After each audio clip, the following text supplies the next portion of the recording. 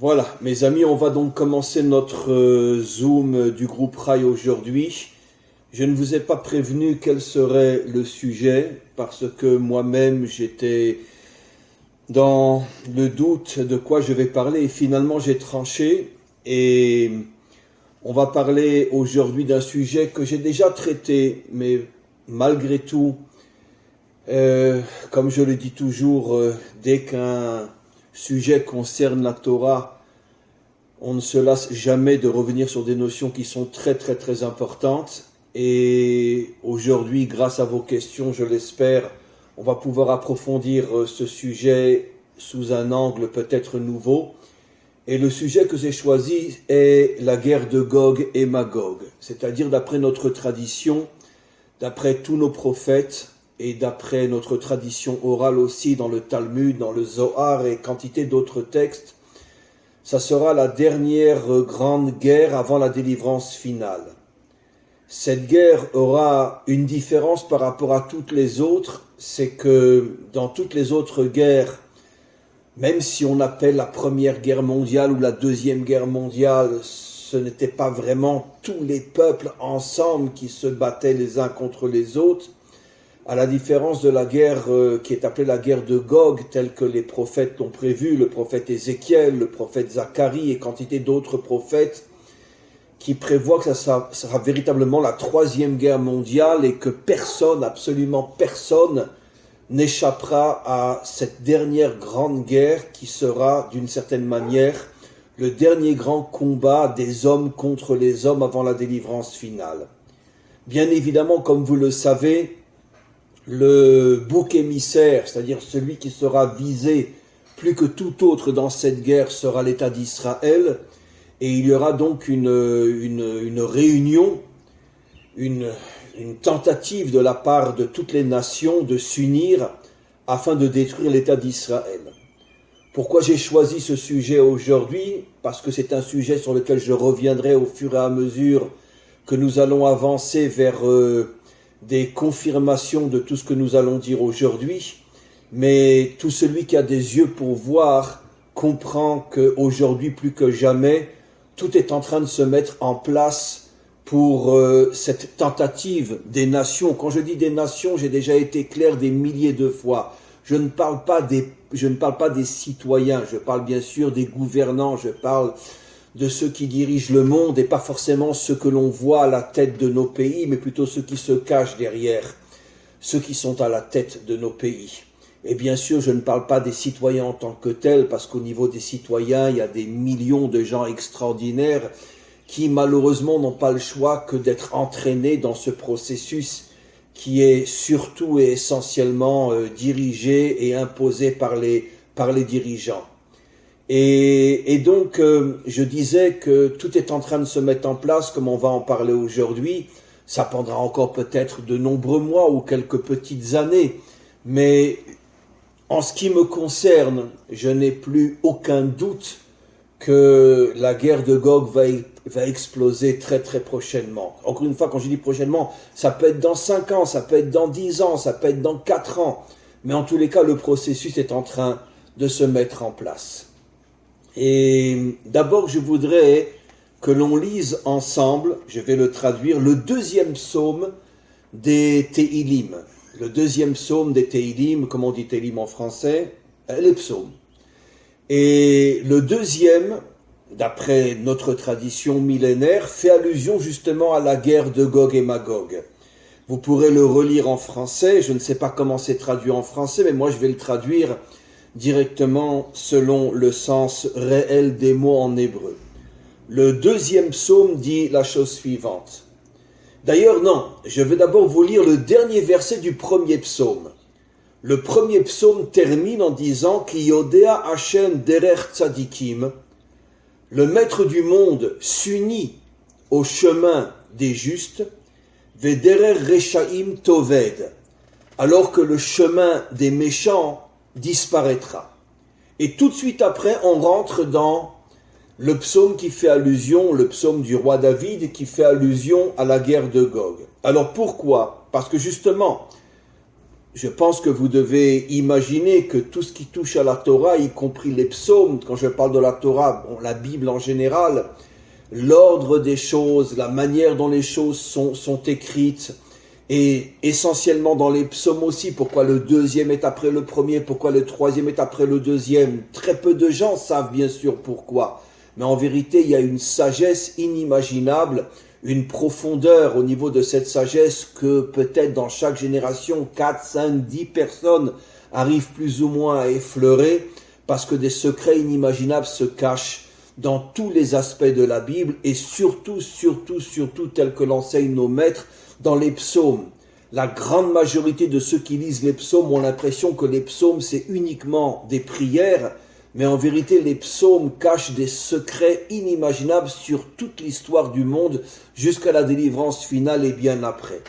Et donc pourquoi le psaume que l'on va commencer parle de la guerre de Gog et Magog tout de suite après le dernier verset du premier psaume? Parce que justement, les méchants, au sujet desquels le roi David dit qu'un jour, leur chemin, c'est-à-dire toute leur idéologie, toute leur tentative de dominer le monde, un jour ils disparaîtront tous.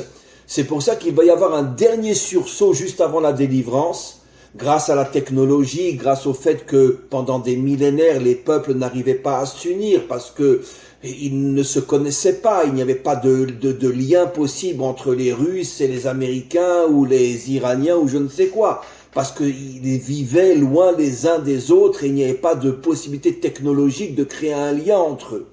Mais aujourd'hui, on vit à une époque où l'humanité tout entière s'est transformée en village, et aujourd'hui tout le monde peut communiquer avec tout le monde et tout le monde peut agir avec tout le monde. Et c'est pour ça que la guerre de Gog et Magog ne pouvait pas avoir lieu il y a 200 ans ou 300 ou 400 ans, elle ne peut avoir lieu qu'aujourd'hui grâce à la technologie et grâce au fait, comme je viens de l'expliquer, que l'humanité tout entière aujourd'hui est un petit village où tout le monde est avec tout le monde. Et donc, c'est quoi la guerre de Gog? C'est un dernier sursaut de la part de tous les méchants de ce monde qui vont essayer qui vont essayer de s'unir pour détruire Israël, et pas seulement Israël, comme je l'ai déjà expliqué des dizaines de fois dans mes cours. Israël n'est que le premier bouc émissaire, mais en vérité, la tentative de Gog, c'est de soumettre l'humanité tout entière et de les transformer en esclaves au service de quelques grandes puissances qui vont s'unir pour dominer le monde. Mais pourquoi, dans un premier temps, on s'attaque à Israël? Comme je l'ai déjà expliqué, je veux le redire, pas que Israël, et je le dis avec la plus grande sincérité, la plus grande franchise et la plus grande transparence, pas que Israël est un peuple meilleur que les autres, mais simplement que Israël, tant qu'il est sur terre, il permet au maître du monde d'être présent dans ce monde et d'agir dans ce monde et de ne pas laisser les méchants prendre le dessus et la direction de ce monde. Parce qu'à partir du moment où Israël a reçu la Torah est ce qui permet la connexion entre le maître du monde et ce monde. Et c'est la raison pour laquelle, en vérité, il y a déjà eu des tentatives depuis le début de l'histoire, des tentatives des grandes puissances, des grandes civilisations de dominer le monde entier, comme ont essayé de le faire les Babyloniens, comme je l'explique dans le livre de Daniel, comme ont essayé de le faire les Perses, aujourd'hui l'Iran, comme ont essayé de le faire les Grecs, comme ont essayé de le faire les Romains. Et à chaque fois, tous ces empires ont disparu. Et pourquoi ils ont disparu, tous ces empires, alors qu'ils avaient une puissance dont on ne peut même pas rêver, tellement leur puissance était inimaginable? Comment ils ont disparu? Tout simplement parce que le maître du monde était présent dans ce monde, et il y a eu un moment où le maître du monde est intervenu, et il a transformé les choses de telle manière que ces grandes puissances disparaissent. Mais comment le maître du monde a-t-il pu intervenir? Grâce à la présence de la Torah dans ce monde. La Torah, si vous voulez, c'est comme une prise. Quand vous voulez brancher une machine, l'ordinateur, une lumière, peu importe, vous avez besoin d'une prise. Et à ce moment-là, vous branchez et tout fonctionne. La Torah est la prise qui permet au maître du monde de se brancher à ce monde. Et la Torah se trouve à l'intérieur d'Israël. Et donc automatiquement, c'est la raison pour laquelle toutes les grandes civilisations qui se sont attaquées au monde entier, les Romains ne se sont pas attaqués qu'à Israël, mais pourquoi ils se sont attaqués aussi et surtout à Israël? Parce que les dirigeants des grandes puissances jusqu'à aujourd'hui savaient que tant que la Torah est présente dans ce monde, Dieu est présent dans ce monde, et les méchants n'arriveront pas à leur fin. Et c'est la raison pour laquelle depuis des millénaires, toutes les grandes puissances essayent de détruire Israël. Et c'est ce qui va se passer au moment de la guerre de Gog, où ça sera la dernière tentative qui, bien sûr, n'aboutira pas, la dernière tentative de détruire Israël, en se disant que si Israël disparaît, la Torah disparaît, et si la prise qui permet au maître du monde de se connecter à son monde et d'empêcher les méchants de dominer le monde, si cette prise disparaît, cette prise qui est la Torah, automatiquement le maître du monde n'aura plus aucun lien avec ce monde, et ce monde va être entre nos mains. Et donc, encore une fois, il faut bien comprendre, malheureusement la grande majorité de ceux qui ont plus ou moins étudié le sujet de la guerre de Gog imaginent que c'est l'union de toutes les nations contre Israël, mais en vérité non, c'est l'union de toutes les nations contre Israël pour, d'une certaine manière, rejeter Dieu de ce monde afin de pouvoir dominer le monde entier et de transformer tous les peuples et toutes les nations en esclaves au service de quelques grandes puissances financières, politiques qui domineront le monde entier. C'est ça. Et donc ça passe par Israël, mais le but final, c'est que tous les peuples soient soumis à cette grande puissance qui porte le nom codé, qui est le nom de Gog. Alors regardons les premiers versets de ce deuxième psaume. Il dit la chose suivante, Lama Ragshu Goyim. Pourquoi les nations sont en train de se préparer à quelque chose? Ou les Umi Migurik. Toute cette tentative, dit le premier verset, en vérité n'aboutira pas. Mais de quoi parle-t-on? C'est quoi cette tentative des nations qui n'aboutira pas? Alors le deuxième verset explique plus. Yitiatzvu malche eretz, tous les dirigeants de la terre vont se rassembler. Veroznim nosdu yachad, et tous leurs conseillers, tous ensemble, vont tous s'unir. Contre qui? Al Hashem, contre Dieu, ve'al Meshicho, et contre, alors, on pourrait traduire par Messie, Mashiach c'est Messie, mais il faut savoir que le mot Messie dans la Bible est utilisé des milliers de fois, pas au sujet du Messie lui-même. Mais Mashiach veut dire Messie, mais veut dire aussi et surtout, dans la majorité des versets où le mot Mashiach est utilisé dans la Torah, ça fait allusion au représentant de Dieu. Et le représentant de Dieu, c'est en vérité la Torah dans ce monde qui est portée à l'intérieur d'Israël.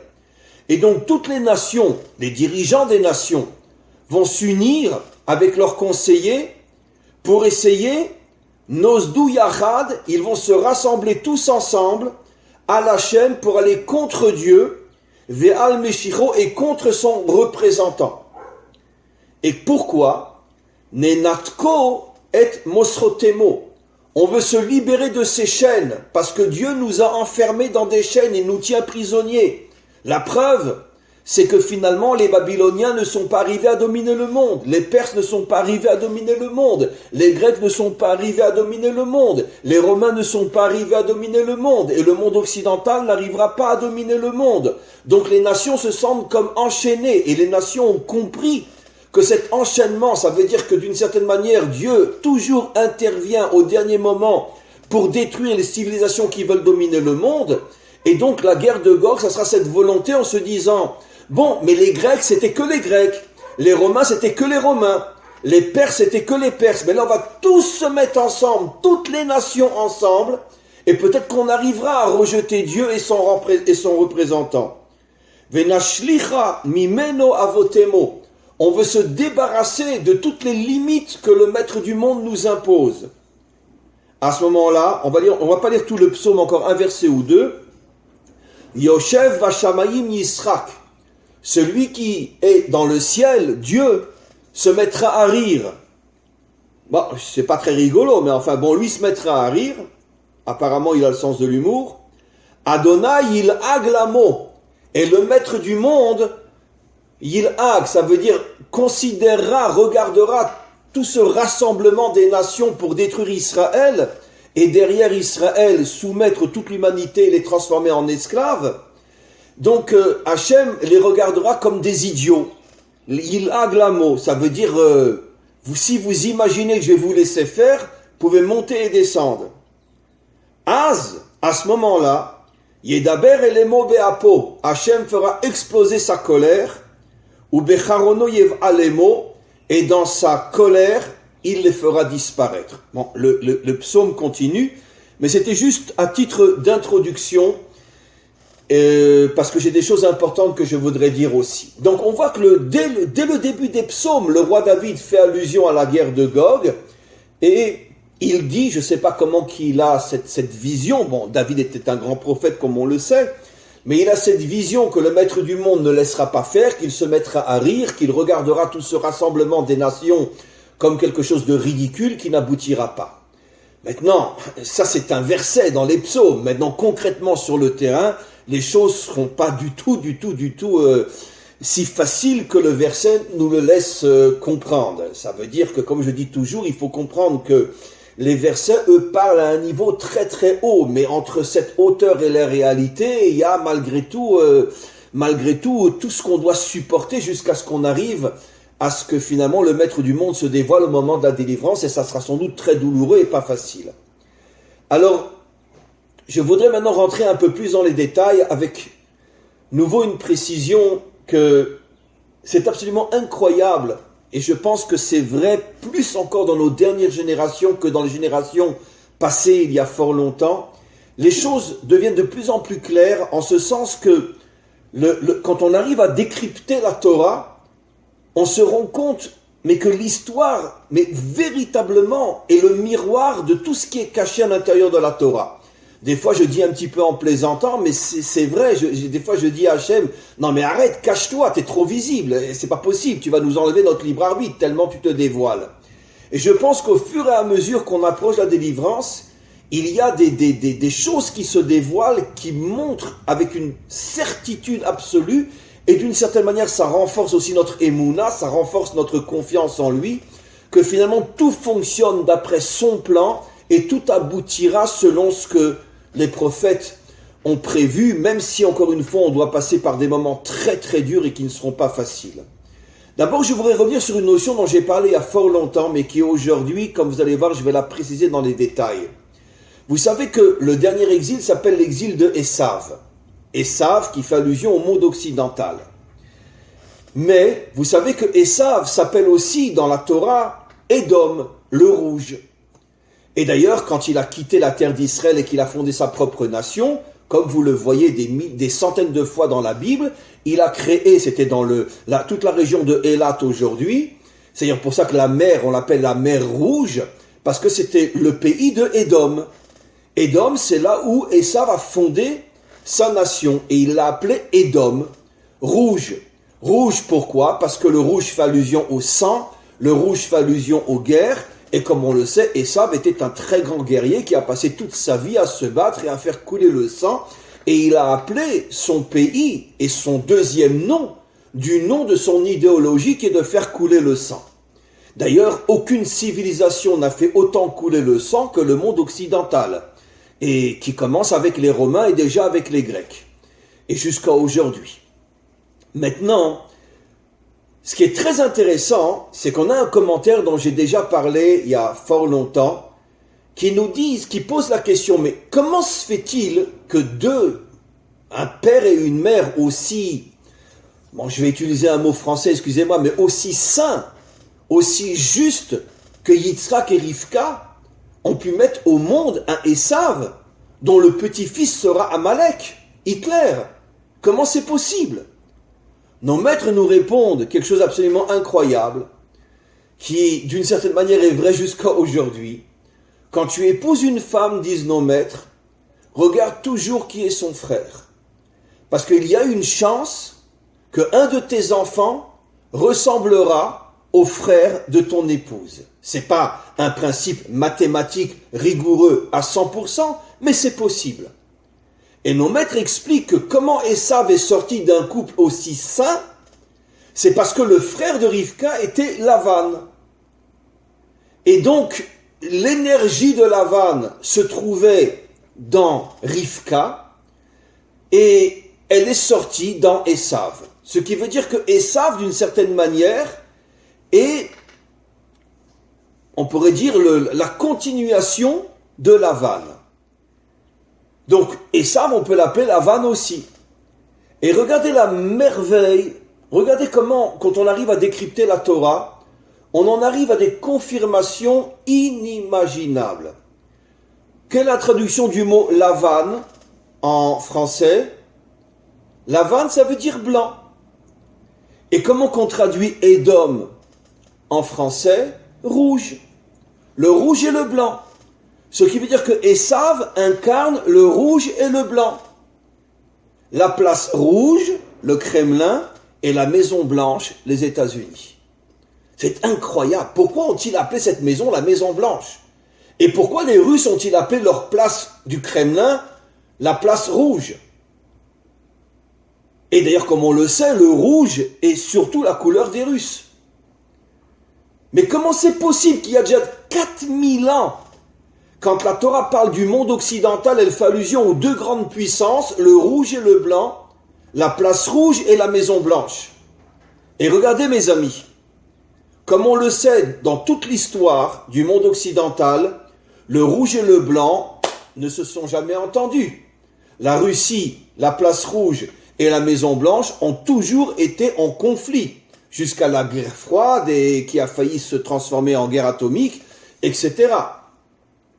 Ils n'ont jamais pu se mettre ensemble et partager une même idéologie.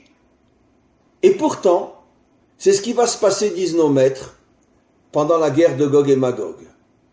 C'est la raison pour laquelle Esav s'appelle à la fois blanc du côté de son oncle, Lavan, et rouge qui est son deuxième nom. Et ça fait allusion, disent nos maîtres, au fait qu'un jour, le blanc et le rouge arriveront à s'unir et ils s'uniront ensemble contre Israël et après Israël contre l'humanité tout entière.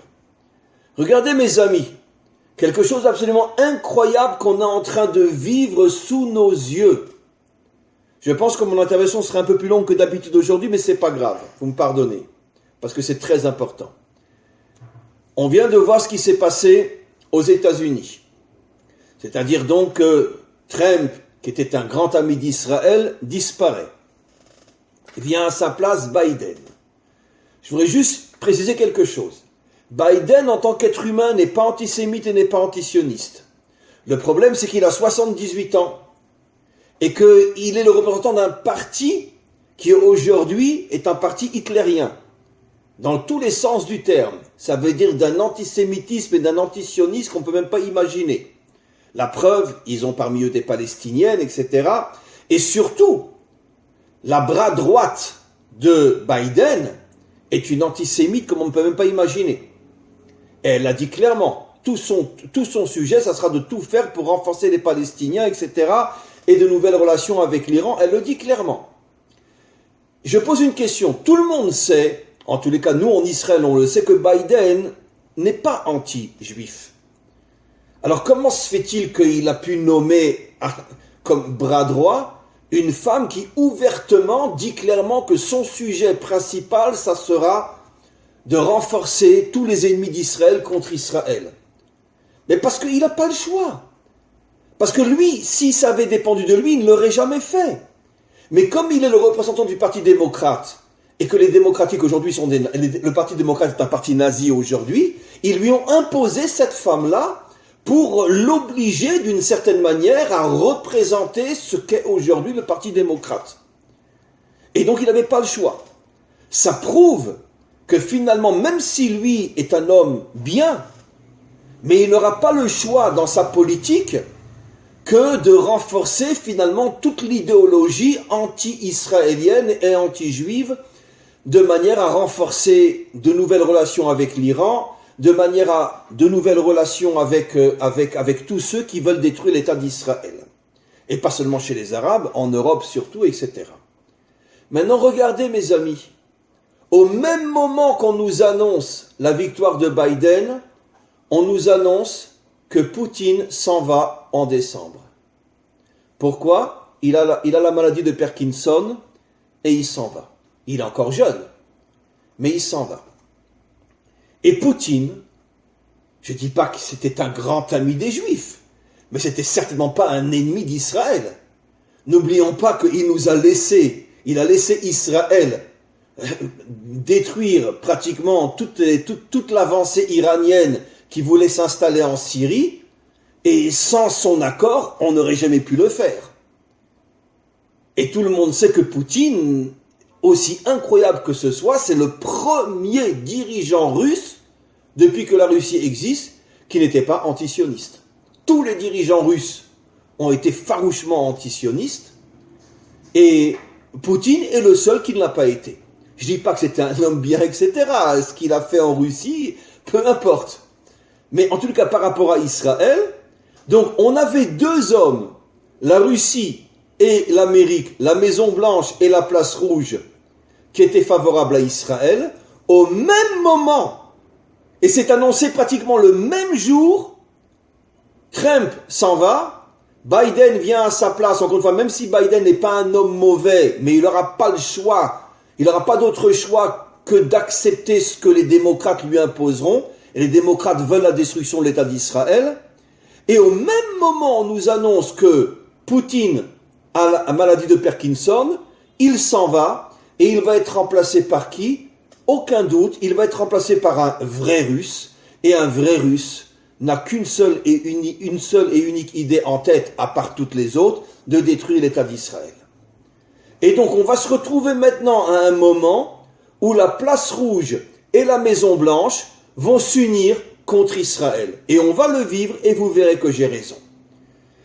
Entre parenthèses, comment se fait-il qu'au même moment qu'on avait Trump, on avait Poutine? Comment se fait-il que Poutine, qui comme on le sait est un sacré dictateur, et combien de gens qui le dérangeaient il a fait éliminer, comment se fait-il que par rapport à Israël il était gentil? Vous connaissez tous et toute l'histoire. Parce que ses parents l'ont abandonné lorsqu'il était enfant, et il a été récupéré par une famille juive complètement assimilée, etc. Mais une famille juive qui s'en est occupée jusqu'à ce qu'il devienne ce qu'il est devenu. Et donc il a toujours eu cette reconnaissance à l'égard des Juifs, parce qu'il sait que sans cette famille qu'il a recueillie, qui était une famille complètement assimilée, complètement russe, qui n'avait rien de Torah, mais malgré tout juif de nom, quoi qu'il en soit, et donc il a toujours eu cette reconnaissance, et c'est pour ça qu'il n'a jamais voulu attaquer Israël. Mais c'est quand même incroyable qu'au même moment où on a Trump, on a Poutine, au même moment où Trump disparaît, Poutine disparaît. Et prions pour que celui qui le remplacera ne sera pas un monstre comme l'ont été tous les dirigeants de la Russie jusqu'à Poutine. À l'égard d'Israël, je dis bien. Alors, il y a quelque chose d'absolument incroyable. On voit donc qu'un scénario est en train de se mettre en place, quelque chose de fou. Maintenant, allons plus loin. À la fin de Parshat Toldot, qu'on va lire très prochainement, là cette semaine on rentre dans Chaye Sarah, la semaine prochaine dans Toldot, où on va parler de la naissance de Esav et de Yaakov. Comment se termine dans 15 jours la Parsha de Toldot? Elle se termine, en nous disant que Esav a décidé de se marier avec la fille d'Ishmaël. Esav, qui représente au niveau du décryptage le monde occidental, veut une union avec Ishmaël. Il se marie avec la fille d'Ishmaël. Au moment où il veut se marier avec elle, son père Ishmaël meurt. C'est dans le verset. Comme on le sait, Ishmaël, avant de mourir, a commencé à faire teshuva, a commencé à comprendre que finalement Yitzhak, représentant Israël, n'était pas son ennemi, et on le voit dans différents versets, je ne rentrerai pas dans les détails, comme quoi nos maîtres disent que Ishmaël, à la fin de sa vie, a fait une teshuva totale. Et comme par hasard, au moment où Esav veut se marier avec la fille d'Ishmaël, et il va l'épouser, le père meurt. Quel est le secret, quel est le décryptage? Et je vais vous l'expliquer. Parce que Ishmaël ne pouvait pas être présent au moment de ce mariage entre Esav et sa fille, et donc il est parti avant, Parce que le mariage entre Esav et la fille d'Ishmaël est tout ce que nous vivons aujourd'hui, c'est-à-dire qu'en vérité, le monde occidental est totalement et complètement derrière Ishmaël. Mais derrière quel Ishmaël? Quel Ishmaël? Il y a deux types d'Ishmaël dans le monde. Il y a les Arabes et tous ceux qui ont la religion d'Ishmaël mais qui ne sont pas des Arabes. Et en particulier la plus grande puissance qui n'est pas arabe, c'est une puissance occidentale. Oui, ce sont des Occidentaux. Les Occidentaux, il n'y a pas non plus beaucoup de liens entre le français d'Alsace et l'espagnol. Pourtant, les deux sont des Occidentaux, même s'ils sont très, très, très, très différents. Eh bien, les Iraniens, les Perses sont des Occidentaux. Et ils ont, bien sûr, ce sont des Occidentaux, les Perses, absolument. Et ils ont pris la religion d'Ishmaël, mais pas celle des Arabes. Les Arabes sont sunnites et les Iraniens sont chiites. Et croyez-moi, les chiites et les sunnites se détestent plus que l'ensemble des Arabes détestent Israël ou détestent les chrétiens. Mais ça, bien sûr, c'est caché. Mais quoi qu'il en soit, maintenant on comprend quelle est l'allusion de la Torah. Esav va aller épouser la fille d'Ishmaël. Mais pas le vrai Ishmaël qui est l'Ishmaël arabe. L'Ishmaël occidental qui est en vérité l'Iran. La preuve, on a une preuve claire, Pourim, mes amis. Aman, c'était un Perse, mais non, Aman, c'est Amalek. Amalek, c'est le petit-fils de Esav. Donc dans le langage moderne, Amalek, Aman, c'est un occidental. Pourquoi il part en Perse? Pourquoi il va devenir le bras droit de Assuérus qui est un Perse? Comment le petit-fils, c'était plus le petit-fils, mais comment un descendant de Esav peut se retrouver le bras droit de Assuérus qui est un Perse? Mais parce que dans la racine des choses, même si aujourd'hui l'Iran est de confession musulmane, mais sa vision de l'islam n'a rien à voir avec celle des Arabes, la vision chiite n'a rien à voir avec la vision sunnite, et elle est très très proche de la vision occidentale des choses.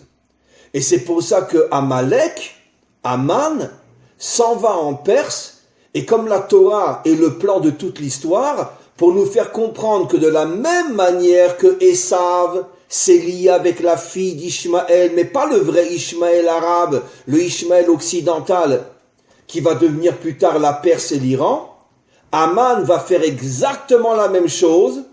Aman s'en va en Iran, en Perse à l'époque, pour devenir finalement celui qui, à l'intérieur de l'Iran, va proposer le premier génocide d'Israël, Pourim. Et mes amis, où se trouvait Khomeini pendant des années? Qui l'a aidé à faire sa révolution? Qui l'a soutenu? Qui lui a donné de l'argent? Qui l'a conseillé? Qui l'a préparé à revenir en Iran? Les Français. Ben oui, l'Europe. C'est bizarre quand même, hein? C'est à pleurer, mes amis, mais regardez la précision plus scientifique que la science de la Torah. Tout se répète dans l'histoire. Esav va prendre la fille d'Ishmaël, Aman s'en va en Perse, Khomeini, le grand révolutionnaire de la révolution iranienne, qui soumet d'une manière atroce tout le peuple iranien, car comme on le sait, 80% des Iraniens souffrent l'enfer sous la domination des ayatollahs. Et qui c'est qui a soutenu Khomeini? Qui l'a préparé à revenir en Iran? Les Français. Mais vous savez que Hitler avait un très très grand ami pendant la Deuxième Guerre mondiale. Il s'appelait Husseini. Husseini, le moufti de Jérusalem, qui a quitté Jérusalem, qui est parti en Allemagne et qui a dit à Hitler, moi je suis à tes côtés, pour empêcher la renaissance d'Israël sur sa terre. Hitler lui a donné la possibilité de fonder une unité SS, qui était la plus cruelle de toutes les unités SS. C'était une unité de Croates, les musulmans croates, une unité SS qu'on n'a même pas le droit de penser à ce qu'ils ont fait quand un juif leur tombait sous les mains. Et c'était la plus cruelle de toutes les unités SS. Et quand après Hitler est tombé, Husseini a eu très très peur. Il s'est dit, mais ils vont me liquider. Eh bien, qui c'est qui l'a sauvé, qui lui a permis de s'enfuir au Liban, où il est mort tranquillement dans son lit? Les Français. Les Français l'ont récupéré, ils l'ont caché pendant quelques années à Paris, et après ils lui ont organisé son retour au Liban. C'est intéressant quand même. Bon, j'ai rien contre les Français, moi aussi, je veux dire, je suis né à Paris, je suis parisien moi aussi, et c'est joli la France. Mais c'est pas les Français en tant que tels, c'est pas ça que je veux dire. Mais vous voyez quel est le lien entre Esav, le monde occidental, et la partie de l'islam qui veut détruire Israël? Comme par hasard, Husseini, qui fonde l'unité SS la plus cruelle de toutes les unités SS, que même les Allemands avaient honte de ce que faisaient les Croates musulmans devenus SS sous le commandement de Husseini, c'est les Européens, bon les Français, qui l'aident à repartir au Liban, et il va mourir tranquillement dans son lit là-bas. On voit la même chose avec Khomeini pour les Iraniens, et qui est aujourd'hui, en tout cas ouvertement, le seul pays musulman qui dit clairement qu'il veut détruire l'État d'Israël, c'est l'Iran. Vous voyez comme la Torah est d'une précision scientifique à faire honte à la science? Vous voyez, comme je dis toujours que la Torah, c'est pas une religion. La Torah, c'est le plan de toute l'histoire. C'est incroyable comment on voit la précision des choses. Alors regardez maintenant ce qui se passe. Biden revient à la Maison Blanche. Sur la place rouge, Poutine est éliminé et un autre va venir. Donc Esav va redevenir à la fois le blanc et le rouge. Les deux vont s'unir. Et ils vont s'unir avec qui? Bien évidemment, c'est déjà annoncé par le bras droit de Biden, ils vont s'unir avec l'Iran, et donc automatiquement, tout le scénario se met en place. C'est absolument incroyable. C'est de la folie pure. Comment qu'on voit, comment les choses se font. Maintenant, encore une fois, combien de temps ça va prendre? Quelques mois, quelques années, je n'en sais rien. Mais sachez une chose. Je me suis jamais dans ma vie permis de faire un cours si j'avais ne serait-ce que 1% de doute que peut-être je me trompe. Je ne me trompe pas. Tout ce que je dis aujourd'hui va se réaliser. Dans notre génération, dans celle de nos enfants, je n'en sais rien. Mais tout ce que je dis aujourd'hui va se réaliser. C'est ça la guerre de Gog et Magog, l'union entre la Russie, les Américains et l'Iran contre Israël. Et bien sûr, plein d'autres peuples qui vont suivre. Maintenant, le Zohar, et j'ai pratiquement terminé, nous révèle une chose extraordinaire. En pleine préparation de cette guerre, qui va en vérité être à la fois la Maison Blanche et la Place Rouge, et la dimension musulmane qui est occidentale, c'est-à-dire les Iraniens, les Perses, à ce moment-là, quand tout sera déjà préparé, et qu'ils seront en train de se préparer à venir en un clin d'œil envahir Israël, parce qu'avec tout le respect qu'on a pour l'armée israélienne ne pourra pas tenir contre l'armée américaine, l'armée russe et tout le reste. C'est impossible. Même s'il n'y a que les Américains et les Russes, avec tout le respect qu'on doit à l'armée d'Israël, on ne pourra pas tenir. On est trop petits. Ils nous envoient 5000 missiles sur la tête, il n'y a plus d'Israël. Donc, comment qu'on va faire? Le Zohar nous révèle quelque chose d'extraordinaire. À ce moment-là, viendra un pays qui viendra des fins fonds de l'Asie et il se dressera contre Gog et il se battra contre Gog et c'est comme ça que Israël sera sauvé. C'est qui ce pays qui viendra? C'est ce que le Zohar dit. Les prophètes n'en parlent pas, c'est incroyable. C'est qui ce pays qui viendra? C'est qui l'ennemi? C'est qui le grand ennemi des Américains aujourd'hui? D'accord? Eh bien, c'est pas les sushis, mais c'est les Chinois. Eh bien, c'est absolument incroyable que finalement, ce pays-là, d'une certaine manière, sauvera le monde. Je voudrais juste dire quelque chose. Je ne dis pas que les Chinois sont des gens extraordinaires. On parle de la torture chinoise d'Afka. Mais d'un autre côté, sachez mes amis, regardez bien l'histoire. Les Chinois ne sont jamais sortis de leur pays pour conquérir qui que ce soit. Sur le plan économique, oui, aujourd'hui plus que jamais. Mais les Chinois n'ont jamais mené des guerres à l'extérieur de chez eux. Au contraire, ils ont fait la muraille de Chine pour se protéger. Je ne suis pas en train de dire qu'à Dieu ne plaise que les Chinois, c'est un peuple exemplaire. Puisque la preuve, quand on parle de torture, on dit la torture chinoise. Mais d'un autre côté, on voit que les Chinois, qui sont pratiquement aujourd'hui le peuple le plus vieux, puisqu'ils sont toujours là depuis des millénaires et des millénaires, à la différence de tous les autres pays, musulmans et occidentaux, n'ont jamais mené de guerre pour conquérir les autres. Jamais, jamais, jamais. Bon, il y a eu peut-être des petites virgules, des petites exceptions, mais globalement, c'est un peuple qui reste chez lui. Alors, ils ont eu des guerres entre eux, bien sûr, jusqu'à ce que l'empire chinois se fonde. C'est vrai. Mais d'un autre côté, ils n'ont jamais attaqué personne. Et comme par hasard, le Zohar nous révèle que c'est eux qui sortiront en guerre contre l'Occident au moment de la guerre de Gog, et ça va créer une telle pagaille que finalement c'est comme ça que Israël et le monde, c'est-à-dire les peuples, seront sauvés et que le Mashiach se dévoilera. Voilà tout le scénario vers lequel on est en train d'avancer, mes amis. Encore une fois, je ne suis pas un prophète, je ne peux pas vous dire quand ça va se faire, mais sachez que chaque mot que j'ai dit aujourd'hui va se réaliser, et si ce n'est pas nous qui le verrons, c'est nos enfants qui le verront. Donc on rentre maintenant dans une période pas évidente, pas facile, et encore une fois, ne tombez surtout pas dans l'erreur de croire que c'est uniquement à l'égard d'Israël, même si officiellement on va parler beaucoup dans les temps qui viennent d'Israël, mais en vérité, la volonté réelle de tous ceux qui se cachent derrière ça, c'est bien sûr de transformer l'humanité tout entière en esclave au profit de quelques puissances. C'est ça leur rêve. Ça avait commencé avec Nimrod, comme j'ai expliqué, il y a des millénaires. Et ce projet est toujours là, il est latent. Et aujourd'hui, plus que jamais, ces puissances-là veulent réaliser la transformation de l'humanité tout entière en esclave au service de quelques dirigeants qui deviendront de véritables monstres et de véritables dictateurs. Le projet n'aboutira pas, bien évidemment, comme je l'ai expliqué, mais sachez que nous rentrons maintenant dans une période très difficile, avec des hauts et des bas, avec des moments mieux, des moments moins bien. Mais sachez, mes amis, que nous rentrons maintenant dans la période qui prépare la guerre de Gog et Magog, qui sera la 3e guerre mondiale.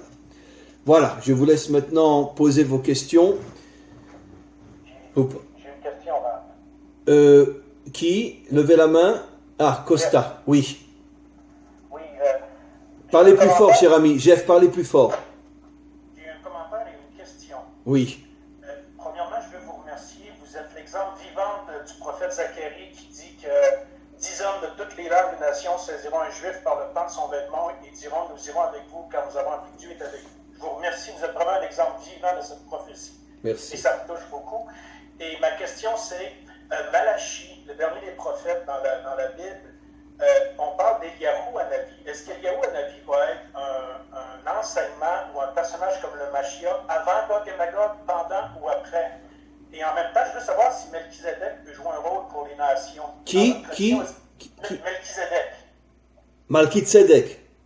Oui, est-ce qu'il peut jouer un rôle dans les nations? Parce que Rachid dit que c'est Shem, Melchizedek. Oui. J'aimerais vous entendre là-dessus. Alors, je vais commencer par la fin. D'après notre tradition, Malkitzedek, c'est vous. C'est tous ceux qui m'écoutent. Je parle des non-juifs et des milliers et des millions d'autres dans le monde. Malkitzedek, le roi de la justice, représente, d'après notre tradition, ce que moi j'appelle les Bnei Adam. Bnei Adam, les descendants de Adam, non-juifs, qui sont des descendants de Adam et qui vont reconstituer au moment de la délivrance les 70 peuples, tous unis avec Israël et nous tous ensemble unis avec le Maître du monde pour reconstruire le monde et l'humanité tout entière. Malkitzedek, effectivement, représente ce réveil incroyable que l'on voit aujourd'hui depuis le plus grand et le plus beau cadeau que le Maître du monde a fait au monde, Internet. Et c'est pour ça que Internet est attaqué par toutes les forces contraires, comme je l'ai déjà expliqué dans mes cours. Là où il y a un bien immense, il y a une impureté immense aussi. Mais le fait qu'il y ait une tellement grande impureté sur Internet, c'est la preuve que Internet est le plus grand cadeau qu'Hachem ait fait au monde. Parce que sans Internet, comment la Torah aurait pu se diffuser aux nations aujourd'hui? Et donc pourquoi on voit aujourd'hui un réveil inimaginable des nations c'est-à-dire des Bnei Adam dans le monde entier. Pourquoi? C'est grâce à Internet. Et l'ensemble de ces nations sont appelées du nom codé Malki Tzedek, le roi de la justice. Parce que des gens comme vous et d'autres, et des milliers d'autres, etc., qu'est-ce qu'on veut? On veut un monde de justice. On en a assez de toute cette perversion, de tous ces complots, de toute cette dictature qui transforme l'homme en rien, en moins que rien.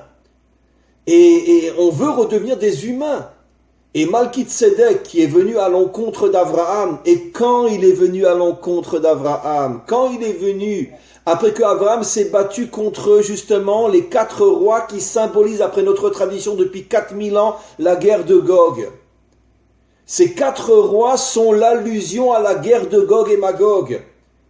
Et quand Abraham est arrivé à repousser Gog, qui est venu à sa rencontre? Qui est venu? Malki Tzedek, ça veut dire que tout ce qu'il y a de bien parmi les nations, des millions d'hommes et de femmes parmi les nations, qui vont comprendre qu'en vérité que l'antisémitisme et la lutte contre Israël n'étaient qu'un masque pour voiler la véritable guerre qui est la guerre contre l'humanité tout entière. Seulement les dictateurs savent que pour arriver à transformer toutes les nations en esclaves, il faut d'abord se débarrasser d'Israël. Mais en vérité, le projet, c'est pas seulement la disparition d'Israël, c'est la disparition de tout ce qu'il y a de bien dans le monde. Et c'est pour ça que Malki Tzedek vient après vers Abraham et comprend que finalement, que tout le combat d'Abraham, c'est pas uniquement pour sauver Israël, c'est pour sauver l'humanité tout entière. Donc Malki Tzedek représente le bien parmi les nations. Le prophète Eliyahu, c'est déjà un peu plus compliqué. Là, moi je vais d'après, parce qu'il y a une discussion parmi nos maîtres, certains disent que c'est vraiment un vrai personnage qui va venir annoncer la vue du Mashiach, mais cet avis n'est pas reconnu par la majorité de nos maîtres. La majorité de nos maîtres disent que Eliyahu c'est une période qui va précéder la vue du Mashiach, une période qui va préparer en souterrain l'union entre Israël et les peuples. Ça veut dire, je pense que c'est la période qu'on est en train de vivre aujourd'hui. On est en train de vivre cette période, et pour moi, je n'ai aucun doute, on vit la période de Eliyahu, cette période qui est en train de préparer ce qui après va devenir visible aux yeux de tous, l'union entre Israël et tout ce qu'il y a de bien au milieu des nations. C'est ça cette période-là. Grâce à la Torah qui se diffuse, grâce à quantité d'autres choses, grâce au fait que de plus en plus maintenant, de Bnei Adam partout dans le monde commencent à se rendre compte que finalement que Israël n'est qu'un prétexte qui voile la véritable intention des dirigeants, c'est de dominer l'humanité tout entière et de détruire toutes les identités nationales comme on le voit aujourd'hui en Europe. Trouvez-moi un Français en Europe. Et bon, je suis sûr qu'il y en a encore, mais c'est une manière de parler. Dans 20 ans, il n'y aura plus de Français en Europe parce que les mélanges sont tellement, comme j'ai expliqué dans des milliers de cours. Pourquoi? Mais pourquoi? Pourquoi? Alors évidemment au niveau de la vitrine, mais c'est parce que. Mais arrêtons de se faire avoir. Quelle est l'intention? L'intention c'est que les dirigeants veulent détruire l'identité nationale, comme je l'ai expliqué dans des milliers de cours. Parce que quand quelqu'un ne sait plus d'où il vient, qui il est, où il va, il a plus de raison de vivre. Et tu peux très facilement après le transformer en robot ou en esclave. Donc c'est pour ça que ça fait maintenant des années que les dirigeants font tout pour faire venir un maximum d'étrangers dans tous les pays d'Europe pour détruire l'identité nationale. C'est ce qui est en train de se passer. Et quand l'identité nationale sera détruite, et que on peut très bien imaginer que dans 10 ou 15 ans, ou peut-être même avant, le président de la France ne sera pas un vrai Français, comme déjà le maire de Londres n'est pas un vrai Londonien, comme on le sait. Encore une fois, ne prenez pas mal ce que je dis, je ne critique pas qu'à Dieu ne plaise. Je veux simplement montrer que le phénomène de la disparition de l'identité est un phénomène qu'on voit déjà sous nos yeux aujourd'hui. Le maire de Londres n'est pas un Londonien, n'est pas un Britannique, on sait tous d'où il vient et en plus à quelle religion il appartient. Encore une fois, ça peut être un homme extraordinaire, je ne le critique pas qu'à Dieu ne plaise. Mais quoi qu'il en soit, que le maire de la capitale de l'Angleterre ne soit pas un Britannique, c'est quand même quelque chose qu'on n'aurait pas pu imaginer il y a encore 20 ans. C'est ce qui va se passer en France, c'est ce qui va se passer en Allemagne, c'est ce qui va se passer partout. Et comme ça, on casse l'identité, et on casse l'homme, et après on peut plus facilement en faire ce qu'on veut. Voilà. Et donc, aujourd'hui, en même temps que les dirigeants essayent de casser l'identité humaine, en même temps, grâce à ce cadeau inouï qu'Hachem nous a fait, Internet, on a la possibilité de pouvoir diffuser certaines vérités partout dans le monde. Ça permet un réveil énorme de millions d'hommes et de femmes dans le monde, et on est en train de reconstituer l'humanité de la délivrance. On est encore maintenant à l'état de l'embryon. On est aux premières semaines ou aux premiers mois peut-être de la période d'une femme enceinte. On est encore loin des 9 mois et loin de la naissance. Mais le processus a commencé. Le processus a commencé. Et personnellement, je le vis grâce au séminaire que j'ai fait, grâce au fait que des Bnei Adam sont venus en Israël, que moi j'ai déjà fait de nombreux séminaires en France. On se rend compte qu'il y a un réveil, mais quelque chose d'absolument incroyable, et que finalement, qu'il y a au milieu des nations des gens extraordinaires, mais fabuleux, des gens d'une richesse morale, d'une richesse intellectuelle, d'une richesse au niveau de leur intériorité, qui vraiment nous prouve que oui, un jour viendra où on pourra vraiment reconstruire l'humanité sur les bases des descendants de Adam, juifs et non-juifs, et toute l'humanité va se reconstruire dans le but d'être véritablement un monde d'êtres humains et pas un monde de crapules et de monstres comme c'est le cas depuis des millénaires, en tout cas au niveau de ceux qui nous dirigent. Voilà. Oui. J'ai une question. Attendez juste un instant, il y a juste Yehuda, il y a quelqu'un qui a levé le doigt juste avant toi. Juste un instant. Oui. Oui. Oui, bonjour Rav. Oui. Ma question était, avec ce qui se passe en France, là, les salafistes et tout ça, au regard de la Torah et les Turcs, Erdogan, ce qu'il est en train de soulever partout, des incroyables, suite aux caricatures, qu'est-ce qu'on doit penser de tout ça? Ce que j'ai expliqué. Ils sont occidentaux, ils sont musulmans, on ne sait pas ce qu'ils sont. Encore une fois, il faut faire la différence toujours entre l'individu et l'idéologie plus globale. Au niveau des individus, il y a des gens extraordinaires chez les musulmans, chez les catholiques, chez les protestants, chez les évangélistes, chez les laïcs, chez tout le monde. Il y a des gens extraordinaires. Moi, personnellement, ici en Israël, j'ai déjà dit une fois, je dirais pas un ami, mais je connais quelqu'un qui est musulman, avec lequel j'ai des relations très fortes.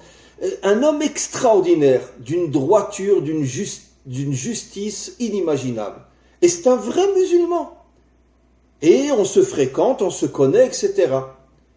Et donc, je dis toujours merci à Hachem de m'avoir permis de me rendre compte que partout il y a des gens extraordinaires. Partout il y a des gens extraordinaires. Le problème c'est que les gens extraordinaires sont dominés et dirigés par une idéologie qui est beaucoup plus forte que l'individu et qui malheureusement, comme une sorte d'ouragan, emmène les masses là où elle veut l'emmener. Et donc, c'est ce qui est en train de se passer en Europe, etc. Que même si à la rigueur, et je n'ai aucune difficulté à le dire, on peut dire qu'au niveau individuel, peut-être la majorité des musulmans qui sont en France ou ailleurs sont des gens très bien, mais l'idéologie salafiste ou djihadiste, etc., qui est beaucoup plus forte que l'individu, arrive à prendre le dessus et arrive d'une certaine manière à faire taire ce qu'il y a de bien au milieu des hommes et des femmes, et c'est l'idéologie qui prend le dessus. Je vais donner un exemple simple. Vous avez vu, depuis tous les massacres de Français qu'il y a eu avec tous les attentats, Français juifs ou Français non juifs, peu importe. Au Bataclan, la majorité de ceux qui sont morts n'étaient pas des juifs, et à Nice, le camion, c'était pas des juifs. Et récemment, les problèmes qu'il y a eu, c'était pas des juifs non plus. Je crois que je me suis trompé quand j'ai dit, c'était une fausse information, quand j'ai dit que le professeur qui s'est fait décapiter était un juif. je crois que c'était une fausse information. Je ne pense pas que c'était un juif. Et je l'ai dit dimanche dernier, mais je crois que je me suis trompé. J'ai gobé trop vite une information que j'avais reçue, mais qui s'avère être fausse. Mais quoi qu'il en soit, cette idéologie, elle prend le dessus. Et regardez, encore une fois, je n'ai pas l'intention de critiquer. Mais vous avez déjà vu, après un attentat en France, des milliers de musulmans sortir dans les rues, manifester pour dire « on en a assez, on en a assez, on en a assez ». Arrêtez de faire croire que nous sommes tous comme vous. Pas une fois. Pas une fois. Alors je ne dis pas que cela signifie qu'ils sont pour. Certainement pas. Mais je vais vous montrer par là que malheureusement, l'individu, même s'il est bien, il n'a pas la force, il n'a pas le courage de partir en guerre contre quelque chose qui le met en danger. Et la preuve, comme je l'ai toujours dit, parce que les musulmans savent très bien que s'ils se mettent à manifester par milliers dans les rues de Paris après un attentat, ils vont être photographiés et ils savent très bien ce qui risque de les attendre. Parce qu'entre musulmans, il n'y a pas de cadeau. Ah, t'as osé sortir contre, tu vas voir ce qui va t'attendre. Et donc ils ont très peur. C'est pour ça que les idéologies féroces arrivent à dominer le monde, parce que les gens n'ont pas le courage de sortir contre. Et on le sait tous sans citer de nom. À chaque fois, dans n'importe quel pays où quelqu'un a essayé de sortir contre, il s'est fait éliminer. Il n'y a pas une exception dans toute l'histoire humaine. Si tu déranges, t'es mort. Donc, alors on préfère rester à la maison. Et les musulmans, même si peut-être la majorité sont des gens très bien, mais ils savent très bien que s'ils manifestent, ils seront photographiés et ils risquent en rentrant chez eux de trouver leur femme ou leur enfant égorgé. Et ils n'ont pas envie de s'exposer à ça. Donc ils préfèrent ne pas manifester. Donc qu'est-ce que ça prouve? Ça prouve que la minorité est mauvaise. Mais dans toute l'histoire, c'est toujours la minorité qui est arrivée à s'imposer à la majorité, parce que la majorité a peur et elle préfère rester chez elle. Et c'est comme ça que les dictateurs nous dominent, et c'est comme ça que les terroristes nous dominent, et c'est comme ça que partout dans le monde, la minorité arrive à nous dominer, parce que malheureusement, l'homme a peur. Il dit, je suis marié, j'ai des enfants, j'ai pas envie de risquer ma vie. J'ai pas envie. Et c'est pour ça que les gens restent chez eux. Et surtout, encore une fois, qu'on a tellement d'exemples de ceux qui ont eu le courage de sortir de chez eux, et ils ont tous été éliminés dans quel que soit le pays au monde. Voilà mes amis, encore une question. Yehuda, tu voulais poser une question? Pourtant, le Covid, il sort de Chine, c'est ça qui est bizarre. Comment, pardon? Le Corona, il sort de la Chine, des Amérindiennes. Non, le Corona, il sort de l'Institut Pasteur. Il y a eu soit un accident, soit quelque chose de volontaire. À l'endroit où ça a explosé, il y avait un Institut Pasteur. Et il y avait des expériences dans ce laboratoire-là. Et donc, c'est vrai que ça sort de Chine, mais c'est pas les Chinois qui ont fait sortir le virus. Il est sorti, par accident peut-être, de l'Institut Pasteur installé dans la région où ça a explosé. Et ça, tout le monde le sait aujourd'hui. Voilà. Alors, y a-t-il encore une question ou deux, mes amis? Et sinon on va arrêter. Oui, Liliane, ouvrez votre micro. Attendez, je vais voir si je peux l'ouvrir moi. Voilà, Liliane, je voulais activer, oui. Oui, Rav, je voudrais savoir si le cours de ce matin sera sur votre site. Et je voulais vous le demander. Oui, j'aimerais bien le mettre sur le site parce que c'est un cours très très important. Très important, et j'ai beaucoup de gens autour de moi qui ne sont pas juifs, mais qui sont sympathisants. Comment dit-on? Qui sont... Sympathisants. Oui, sympathisants. Bon, bien qu'on n'est pas une équipe de foot, mais quand même. et je m'interdis de leur communiquer quoi que ce soit si vous n'êtes pas d'accord. Non, il n'y a pas de problème. Je vais le mettre ou ce soir ou demain, ça sera sur le site. Parce que c'est un cours très très important. Et voilà. Et en tous les cas, écoutez... Une deuxième question. Oui. Est-ce que le lobbying juif aux USA va intervenir? Écoutez, vous posez une question tellement délicate que je préfère me taire parce que je vais être très méchant. D'accord? 75% des soi-disant juifs ont voté pour Biden en Amérique. Maintenant, sachez que ce ne sont pas des juifs. Il faut savoir que le courant juif dominant en Amérique est le courant libéral réformateur. Que ce sont des juifs complètement, totalement assimilés, dont la majorité d'entre eux ne sont même pas juifs parce que ce sont des conversions libérales. Des conversions libérales, absolument. Pratiquement tous ceux qui ont voté pour Biden sont issus de familles de fausses et de mauvaises conversions libérales, réformées, ou de juifs qui sont tellement assimilés qu'ils n'ont plus rien de juif. C'est exactement la même situation, et malheureusement, qu'Hachem me pardonne pour ce que je vais dire, la même situation que les juifs d'Allemagne dans les années 30.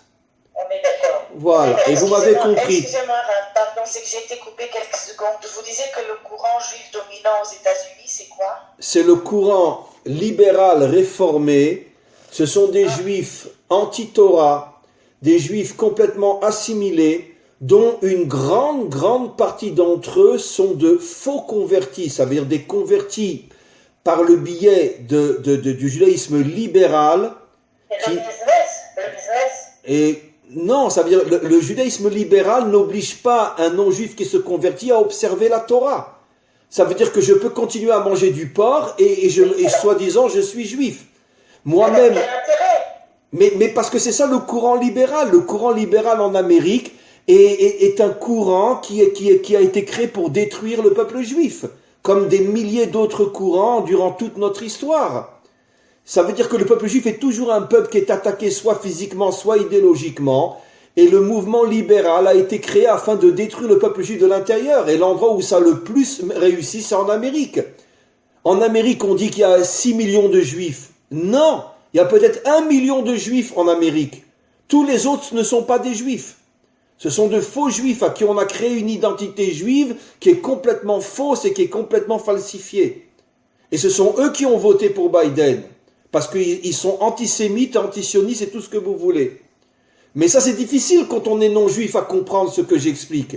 Mais nous, on le sait, ça. On le sait. On le sait. Et je ne veux pas citer de nom, mais j'ai déjà... C'est pas possible qu'il n'y ait pas derrière cela un financement. Mais le financier de toute cette volonté de détruire le peuple juif de l'intérieur, ça commence par un S, c'est un Américain, qui est un des plus grands infiltrés de non-juifs à l'intérieur du peuple juif. J'en ai déjà parlé des milliers de fois. C'est une des plus grandes ordures de notre génération. C'est lui qui est derrière tout ça, c'est lui qui finance, c'est lui qui aide de manière à détruire l'identité juive de l'intérieur. Comme en France, on détruit l'identité française, comme en Allemagne, on détruit l'identité allemande parce qu'ils ont accepté 1 million de Syriens et il y a déjà des millions de Turcs en Allemagne, etc. Dans le peuple juif, il y a la même chose. Il y a des gens qui consacrent toute leur vie à détruire l'identité juive. Mais c'est pas que chez nous, c'est dans le monde entier aujourd'hui. On est face à un phénomène terrible aujourd'hui. Ou si ça continue comme ça, dans 20 ans, il n'y a plus aucune identité nationale. Voilà. Voilà mes amis, on va s'arrêter. Une fois de plus, merci. On reste ensemble, on se renforce ensemble, on continue ensemble. Et sachez que ce que nous sommes, comme je l'ai déjà dit des dizaines de fois, nous sommes comme une graine. Une graine, c'est rien, on la voit même pas. Mais quand on la plante au bon endroit et qu'on sait l'arroser, cette graine, elle donnera un jour un arbre somptueux avec des fruits magnifiques. Et c'est ce que nous sommes aujourd'hui.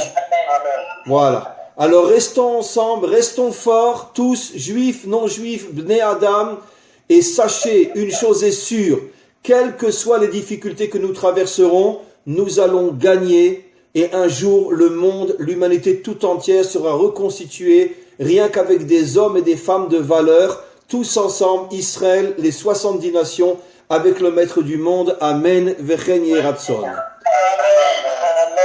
À bientôt. Et alors, on se retrouve dimanche prochain. À bientôt. Au revoir. Merci à vous tous et à vous toutes. Au revoir.